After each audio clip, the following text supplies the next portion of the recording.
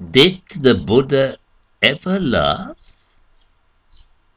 There are times along our pilgrim's path when we might suspect that the whole enlightenment stuff is just a big joke.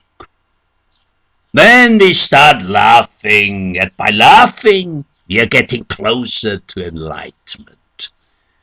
People are spending their money to attend workshops after workshops where they get convinced that they and what they consider their visible world do not exist. Isn't that crazy? Many teachers in their pride boast that they know nothing.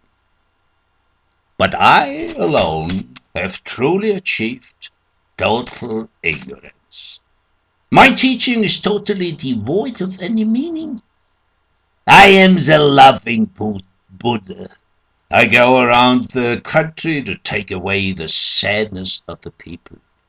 With this fan, I fan away the dark cloud of ignorance and clear some confusion. I bring fresh air of understanding. In my sack, I collect all the insights I find on my way through life. People think that the saint, to be great, must have the miraculous power to levitate. But I say that a great saint has the power of levity.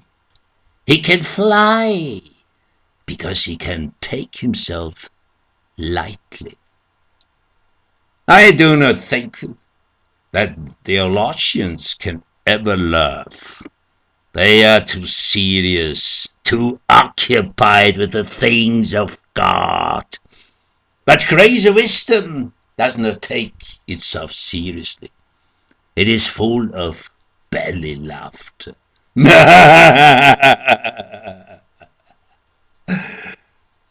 Once, some Buddhist scholars were debating over the question, did the Buddha ever laugh? Or if so, in what manner? Or what was the profound meaning of his laughing?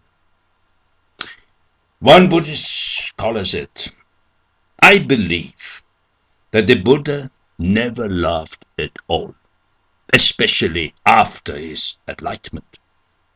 When he was still young, Siddhartha Gautama certainly had laughed while he was enjoying life in his father's palace, but not after his enlightenment. The Buddha's wisdom and mission require seriousness, gravity, and solemnity. Laughter is an expression of frivolity.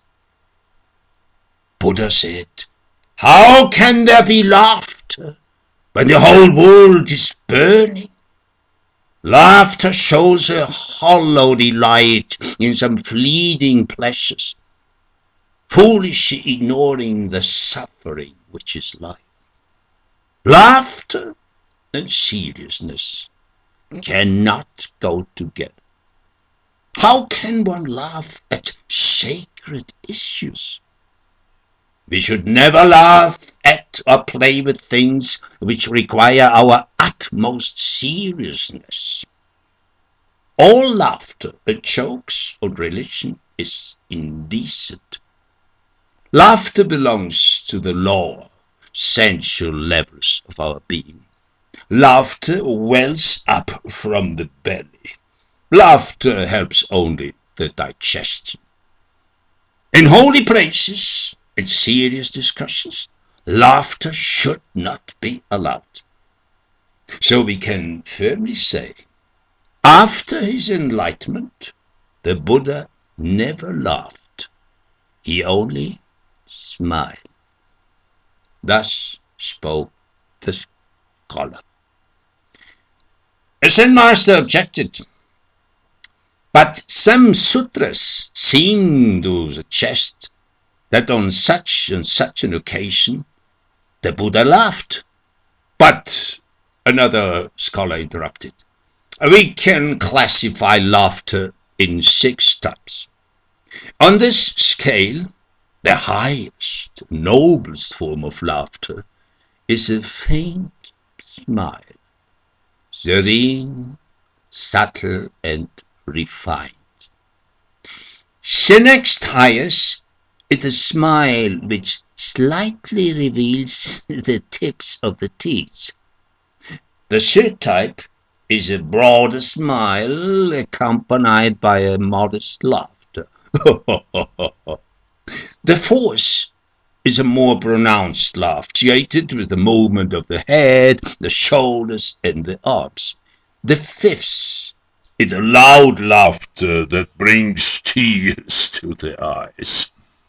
And the sixth is an uproaring laughter accompanied by doubling over, slapping the thighs, and the like.